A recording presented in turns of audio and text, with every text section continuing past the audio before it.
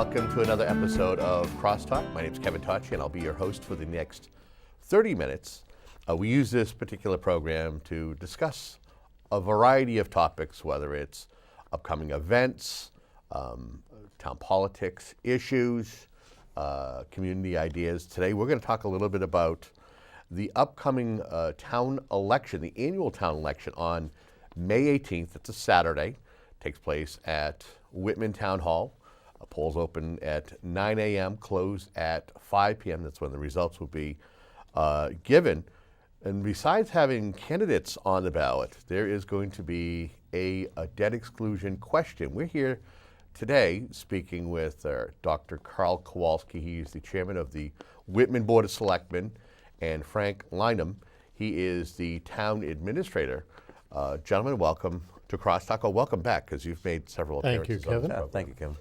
So we're here to talk a little bit about an overview as though maybe the past year, how we've gotten to this point where, in fact, it's imperative that voters really consider going to the polls and passing an override. The reason why it's needed, and maybe even doing a override versus a Prop 2.5 override versus a debt exclusion. I think it bears asking, how did we get here in regards to the budget process? Chairman, I'll ask you. Gee, thanks, Kevin. At last year's town meeting, we authorized a large investment in the schools. We gave them a 9.5% increase in their assessment, which is more than we have been giving them recently.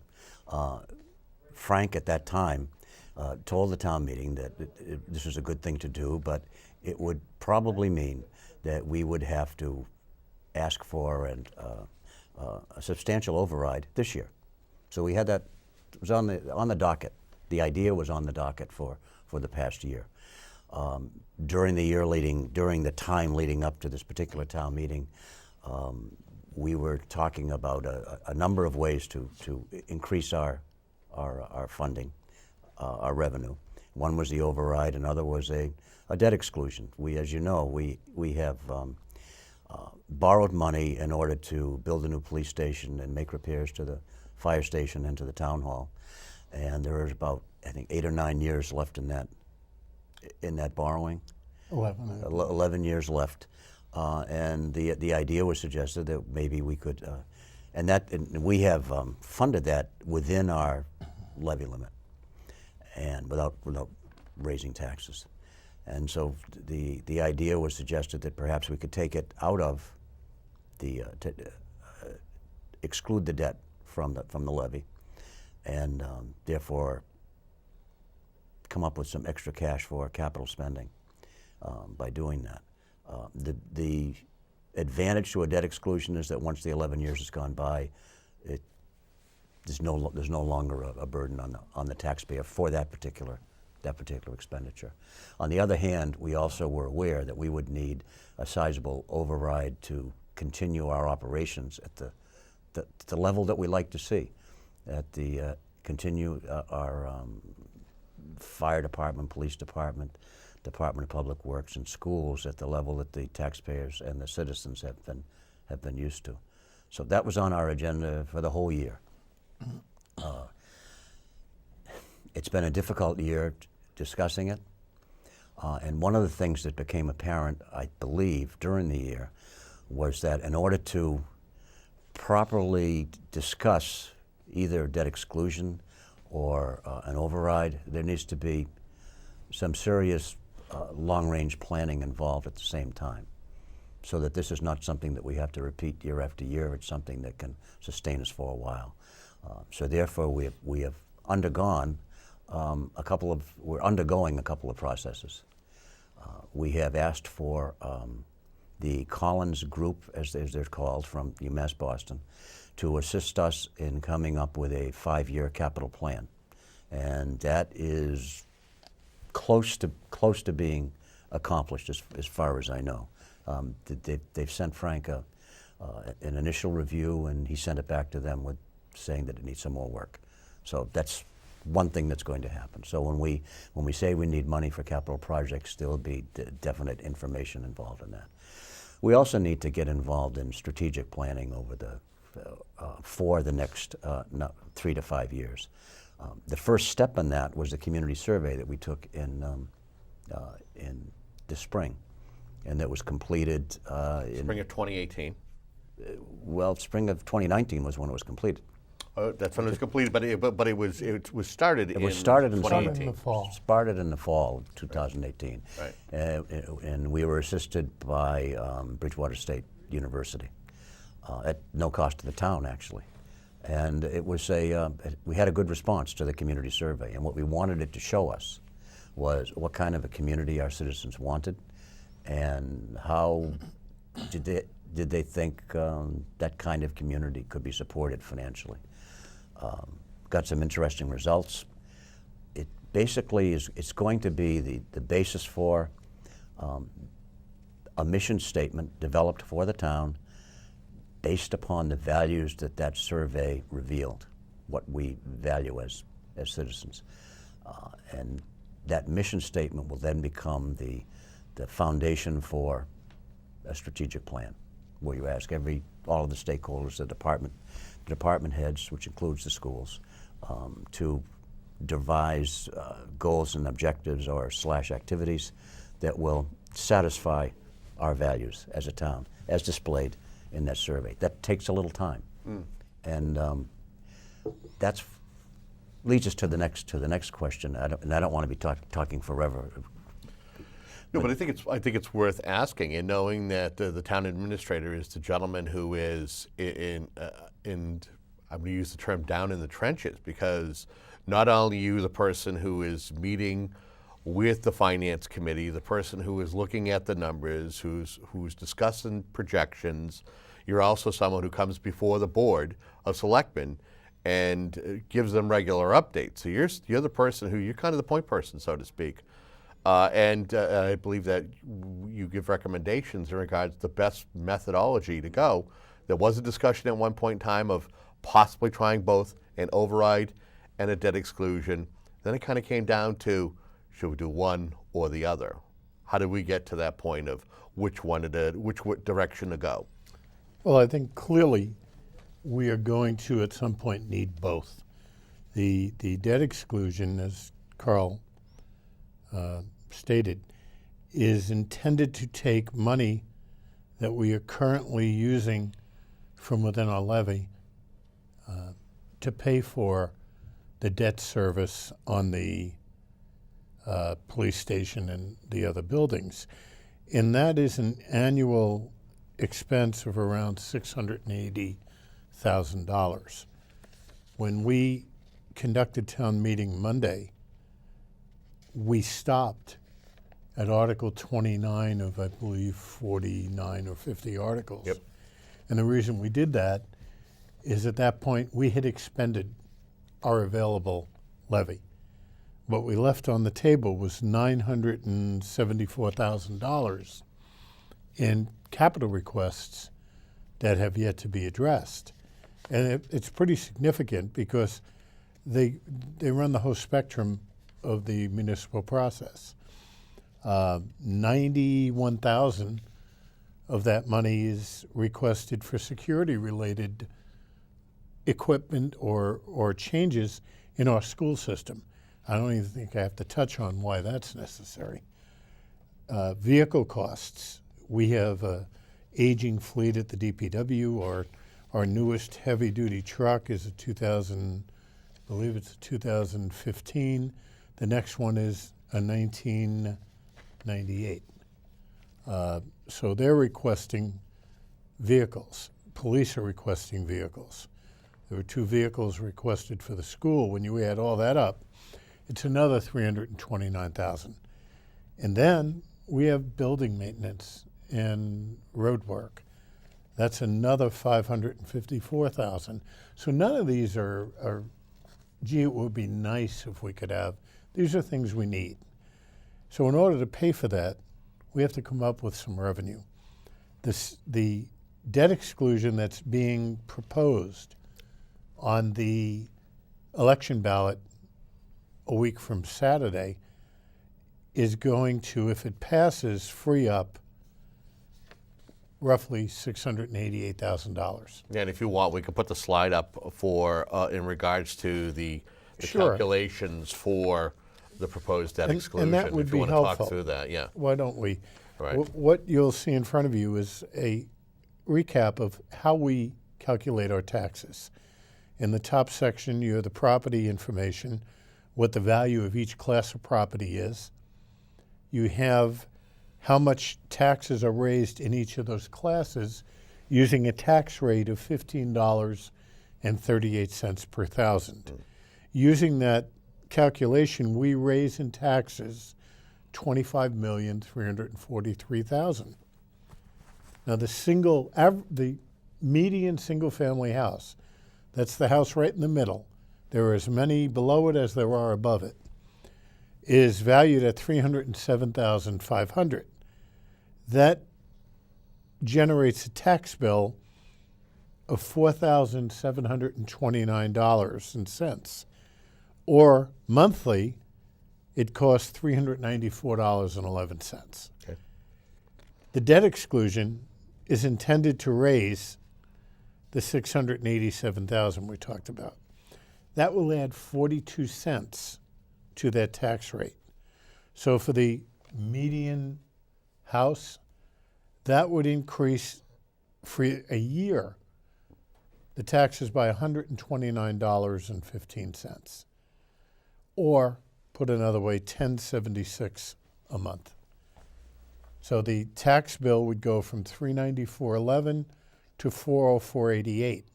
And what that would do is, not to overuse the word free up the free cash so that it can be allocated for capital needs. And we could begin addressing the most important issues that are necessary in that capital request. Bear in mind, we have to come back on June 17th, should this debt exclusion pass, to then act on those requests. You'd mentioned the override. That's a long-term plan. We expect to have a thoroughly outlined and articulated plan for the fall so that the voters can be fully informed and understand why we're requesting an override. The override is potentially going to be around $2.5 million.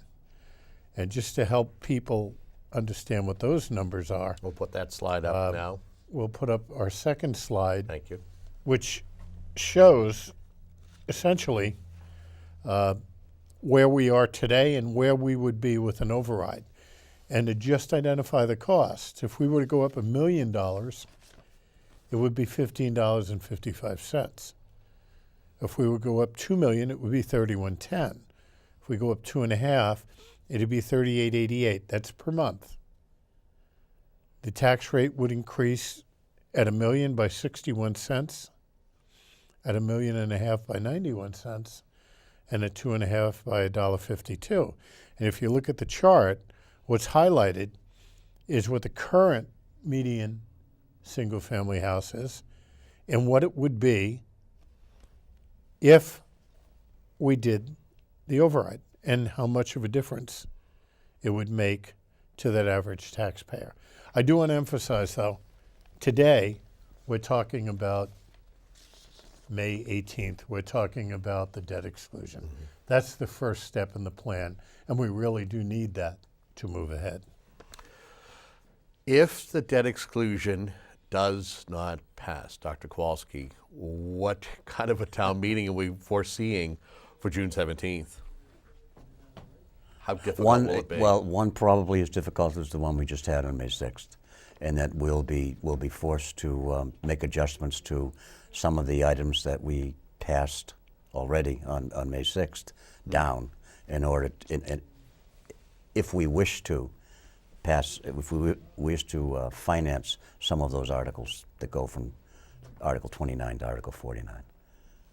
What was the process like? I mean, knowing how town meeting was this year, I don't know if folks I think residents realize what your board went through, what your town administrator went through, what the finance committee went through. to kind of look at different sets of numbers and kind of come to it. What's it going to be like as of May 19th if we're not successful with passing it, with trying to figure out where cuts need to be made? Because it seems as though a lot of the departments and a lot of the folks, there's a lot of concerns on all levels. Well, we'll have a month to figure that out, because the next town meeting will be in June 17th, I believe. Yes. And that's not going to be any fun to do that. We did struggle with whether or not we should look for both an override and a debt exclusion, or just a debt exclusion, or just an override at this particular time. As a matter of fact, at the last Selectmen's meeting prior to town meeting, I had asked for a motion to do both. And I think that was on a lot of our minds for a while. We need it, let's do both. However, after some discussion, it was, and Selectman Lamartina made that motion at my request. After some discussion, he asked that his motion be amended to just the debt exclusion. And because I think that the sense was, at least in the room that night, for a lot of the people in the room that night, was that there's a pretty good possibility of a debt exclusion being successful, but probably not both. That we needed to do more work, to lay more foundation with strategic planning, with capital planning, for an override to be successful. And that's why the idea was floated to put that off until the fall. In fact, I know we had mentioned, you just ran down all the numbers in regards to a debt exclusion. I think first and foremost, folks still to this day don't realize the difference. While both of them are overrides and they're increases in taxes, this particular debt exclusion is going to be for a relatively short amount of time, and maybe I'm underselling this, but how long are we talking this debt exclusion would be on the books for, and that the residents would be asked to pay till? Counting the current year, 11 years. Okay. The debt exclusion is a product that was designed under Proposition 2.5 to provide for major expenditures that are infrequent in nature. For example, you go out and buy a house, you don't take out a personal loan, you don't pay for it out of your income unless you're really, really doing well. Mm-hmm. So you go out and you borrow money, and you borrow it for a long period of time, 15, 20, or 30 years. Debt exclusions work the same way. When you build a new building, for example, when we built the high school, we sought for and received a 20-year debt exclusion. I'm trying to think. I think we're 7 years away from paying for that. And we were very fortunate in that, because we wound up getting 72% of the cost from the state. Unfortunately, these projects we're going to have to foot the bill for. Right. So we have to find a way to make them affordable to the taxpayer. So the debt exclusion, as you mentioned earlier, is a temporary debt. Each year, the tax that's raised on the debt exclusion goes down because we only raise what's necessary to pay the bill. And when that's gone, the bill's gone. An override, on the other hand, is a permanent increase in the levy. I don't want to get too bogged down on the override piece, because people will be hearing a lot more about it. Right, and we don't want to confuse people either. Months. That's very important. And that's the reason, really, I think, why we didn't put both on the May 18th election. There isn't enough time to fully outline where that money's going to be going and how it's going to be used. So we felt that it was necessary to provide the more immediate information, show what it's being used for, and then develop an outline for the long-term plan, and hopefully in either September or October, bring everybody back and show them what we've come up with. Dr. Kowalski, I would ask you, is how imperative, let's say this debt exclusion is successful, mm-hmm. beyond June 17th, and again, not to confuse folks, but for your board and the Finance Committee to be able to work in conjunction with each other, to be able to get the information out. Like this program right here is to get information out about this debt exclusion, the importance of it. What's going to go into your board working with the Finance Committee to devise a plan to be able to better inform the residents about the need for a Prop 2.5 override. One of the encouraging things about this discouraging year was that at the end, the different department heads in the town of Whitman and the schools and the Finance Committee and the Selectmen finally came together and agreed on the parameters of what we were about to do. That's encouraging. That's encouraging. But what's going to be necessary as we develop a strategic plan based upon the community survey, and it has to be based upon the input of all other department heads, including the schools, the Board of Selectmen, and the Finance Committee. There's going to have to be a lot of work done to come together, probably a lot of times in a lot of small groups, to develop that plan. It's not something that happens very quickly and overnight. People have to think about it. They have to think through it. Just formulating a statement of values for the town based upon the community survey is a project that takes a little bit of work. One of the things that Whitman has been successful in doing for the last number of years is to have kept its tax burden low. And part of that is because we're a lean operation. We don't have people that we pay money to do things like long-range plans and capital plans. It's something that's done by volunteers and by people that are already working for the town. But those people are the volunteers and the people working for the town are going to have to roll up their sleeves over the next few months and really think seriously about how to translate values into facts. Community survey showed that we like our schools. It showed that we like our police department. We like our fire department. We like our roads to have fewer potholes. Seriously, we like those things. On the other hand, we also like our taxes low, and that's discordant right there. There's a lot of education and a lot of commitment that has to go into the next few months to get us past that hurdle. On the survey, 62% of the people that responded to the survey said that they would support in some fashion an override. However, that's 62% is pretty close to 50%, but it's not 75% and it's not 80%. And it's going to be interesting to see how it works out. We have some education to do, and we have some work to do to take our thoughts and feelings and put them on paper so that people can see them. Do you want to follow up with that, Frank, in regards to what Dr. Kowalski mentioned in regards to not only the survey and what we were able to glean from it, but moving forward? Sure.